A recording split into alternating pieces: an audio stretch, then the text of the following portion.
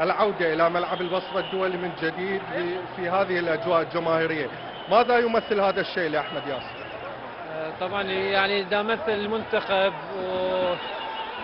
وفرحان جدا بالرجعة وهاي ومدرب جديد، نحتاج شوية وقت. يعني استفادينا من هاللعبة اللي لعبناها اليوم همينا، ونحتاج دعم العراقيين ويانا، شوية صبر يعني ويانا، لأنه مدرب جديد، لواعيب جدد، فنحتاج شوية وقت. أحمد، كيف تلقيت خبر إلغاء مباراة كوستاريكا؟ يعني شنو؟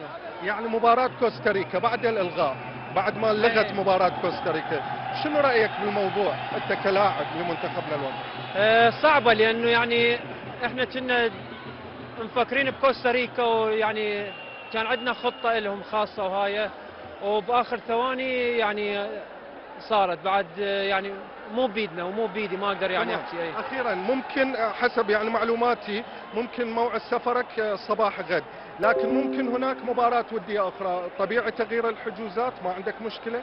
طبعا عادي، ماكو اي مشكلة. شكرا لك، نتمنى لك التوفيق احمد.